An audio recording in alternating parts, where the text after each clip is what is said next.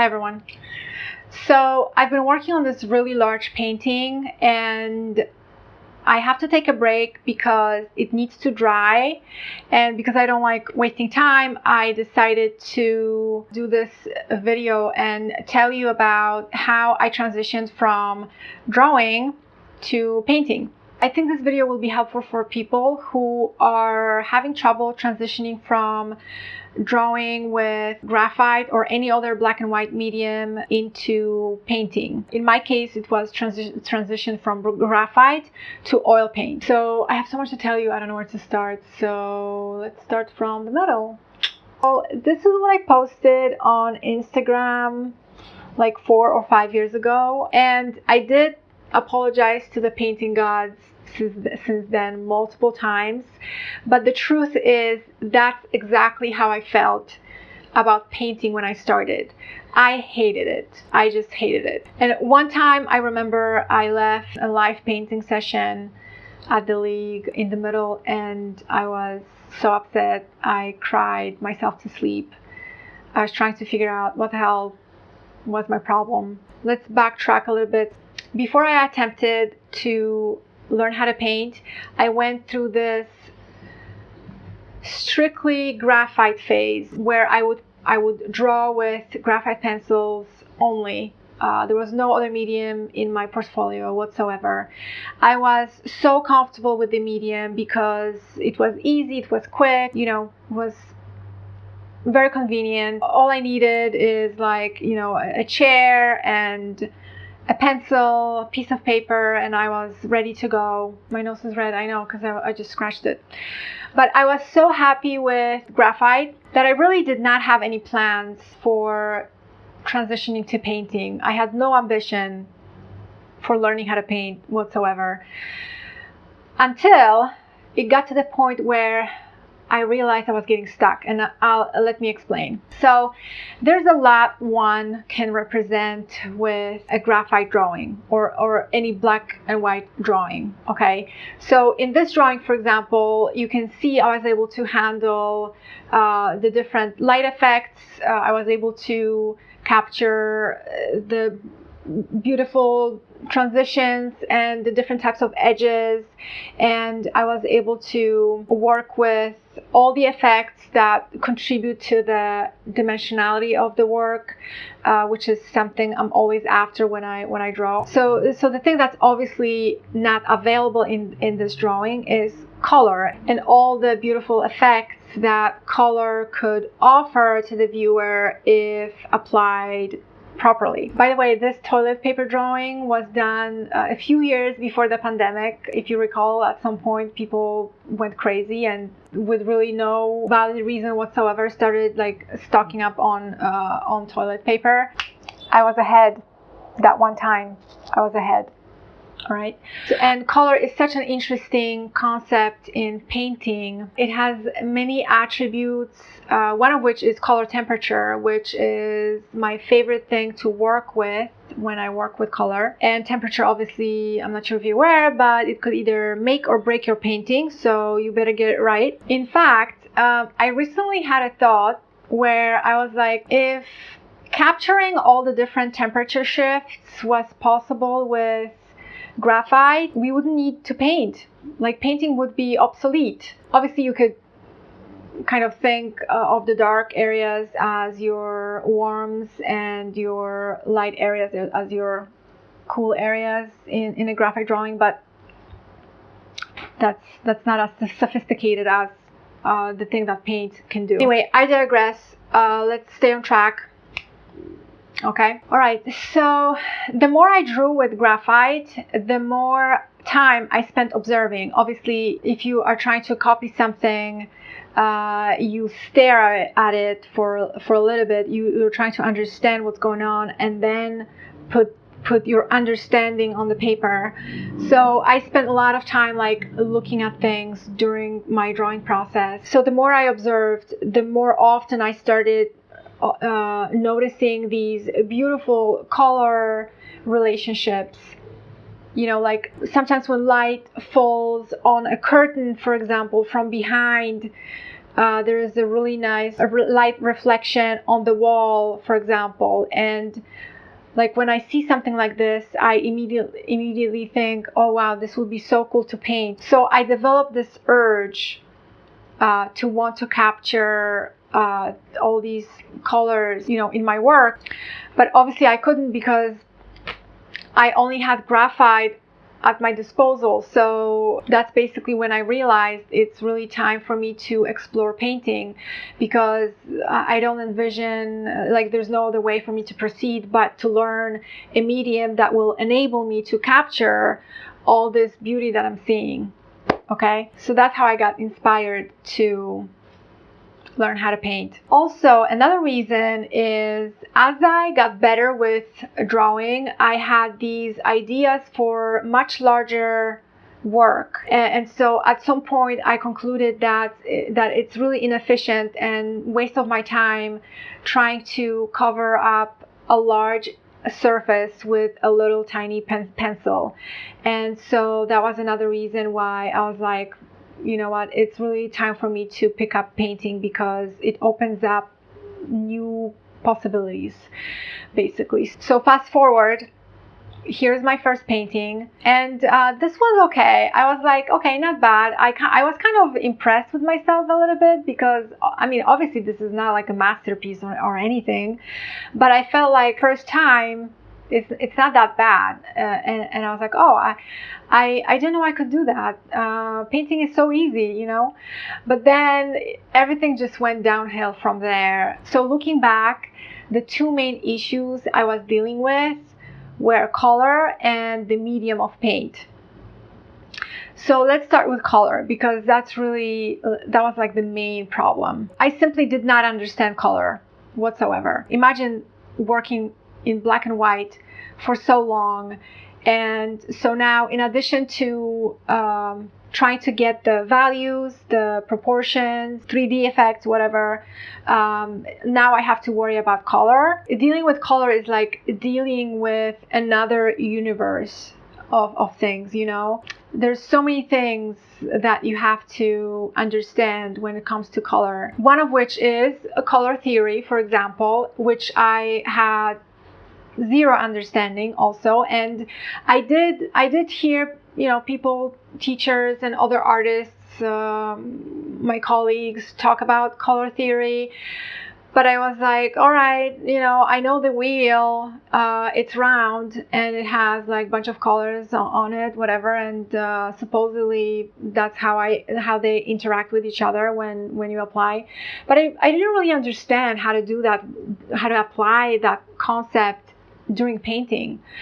So that's one of the reasons also why I was lost when I was presented with, color problems during painting. And because I didn't understand color theory, I had no clue how to mix colors. And mixing colors properly it's such a big part of painting. It's critical. Obviously, if you're after realism, like if you're doing realism, then mixing colors efficiently should be in your interest, unless you're some kind of a abstract painter. I don't know, that's your life, I guess. I'm just kidding. I love abstract. In fact, I think I'm going to pick up abstract at some point. Yeah, so what I'm describing here is really applicable to realism. Okay, just FYI. On top of that, the most shocking part for me during the transition was dealing with the problems around wet on wet. So the transitioning from dry graphite to wet paint and all the technical problems that go along with that. So I had no clue like how to handle solvents. I have no clue how to handle the oil medium that you add to paint. Fat over lean. I used to start painting with like a fat dose of oil, which obviously it's a big no-no. You get to the point where the paint doesn't even stick anymore. It's just one big pile of oil. So I didn't really understand the technical aspects of painting. And then the burden of like the setup. You have to set up before you start painting, you have to have the canvas in front of you, like cut or get the right size. You have to make sure that you clean up your brushes afterwards, because otherwise, they get destroyed really quickly. Or when you're done painting, you have to have the energy and the willpower to actually clean up the mess. And also the fact that so you're painting, right? And you have the palette in front of you. The pose is for 3 hours. You're at 2.5 hours, and you just finished mixing the paint on your palette, and then it's time to pack up. And then, so what do you do with all these beautiful mixes that you've done? Do you throw it out? No.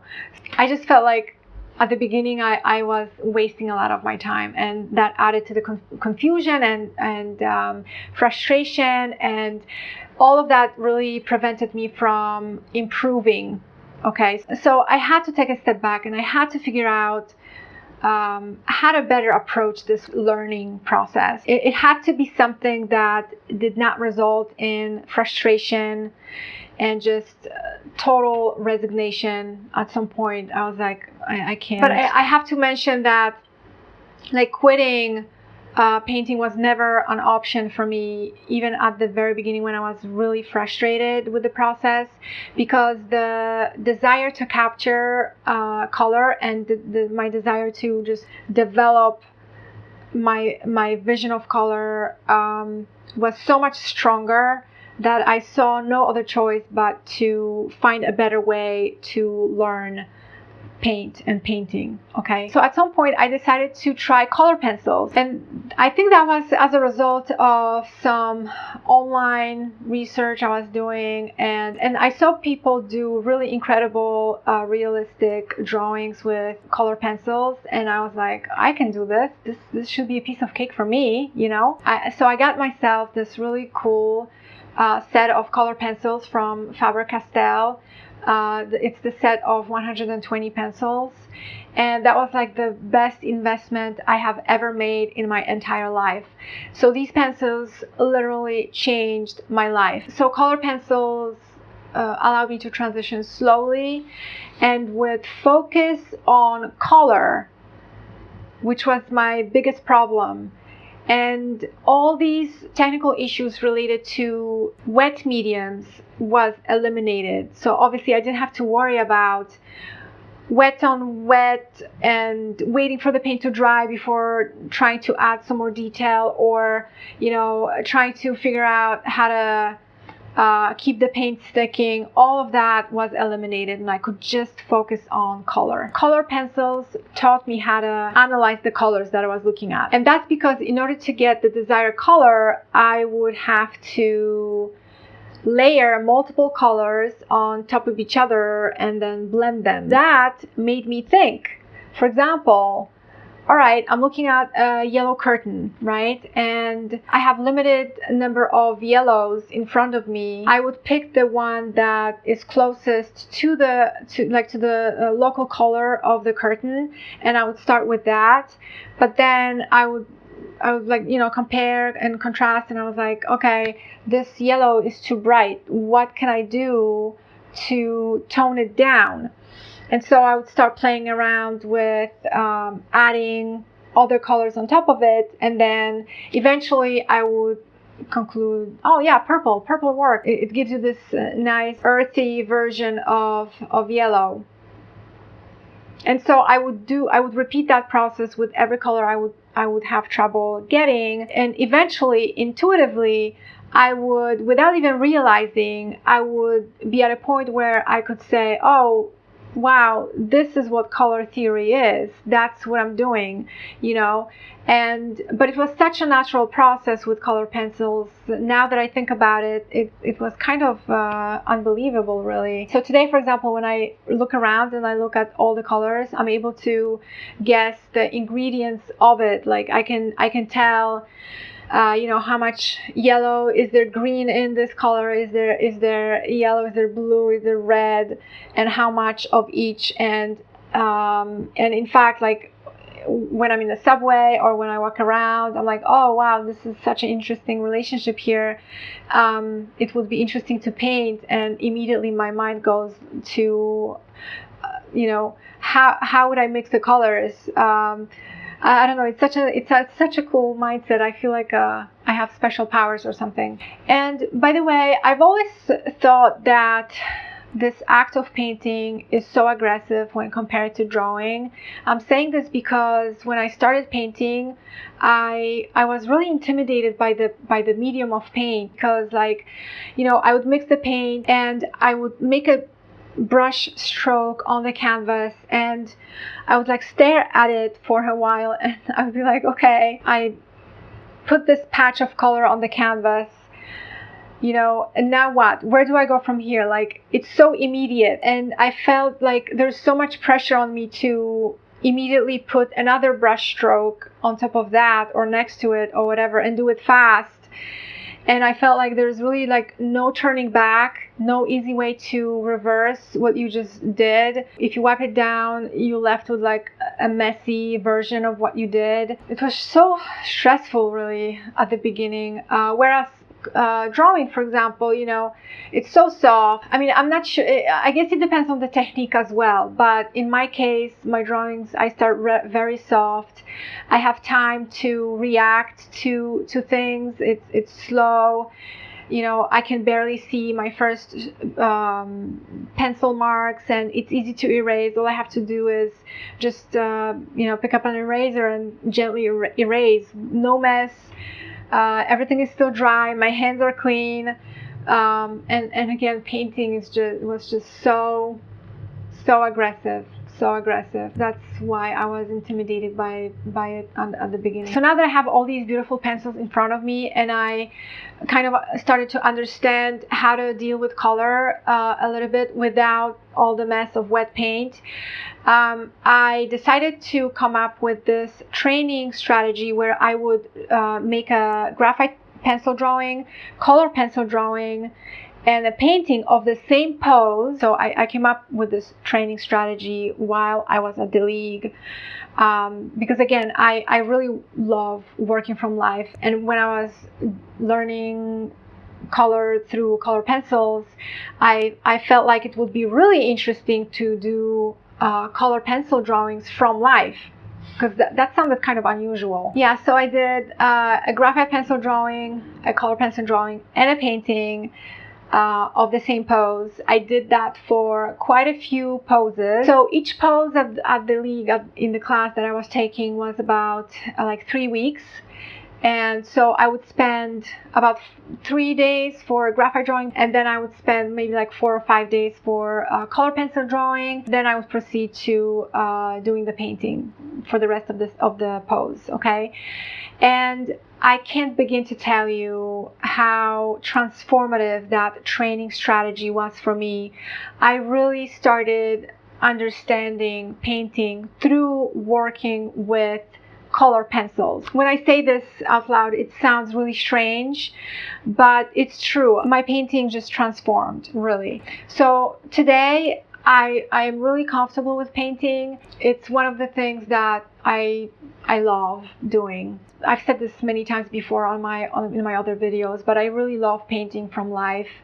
I feel like painting was invented so that we can paint from life, but that's probably a subject for another video, like painting from life versus a photograph. I have some things to say about that, but I don't want to digress too much. I still draw a lot with graphite. I don't think I will ever stop drawing. Drawing, it's the thing that I started with, and so I have I think emotional connection to drawing. Drawing actually changed my life. I mean, drawing helped me survive. I think it saved my life in a way.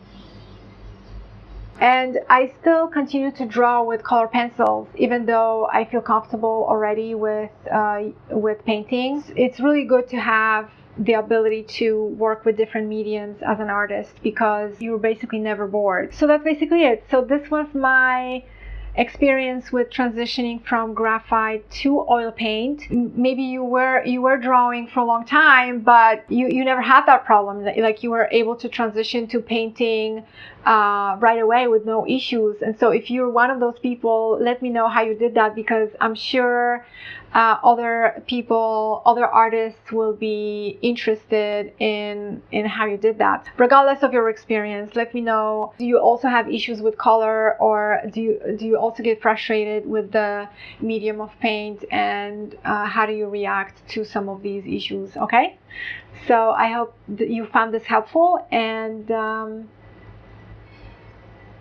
see you later.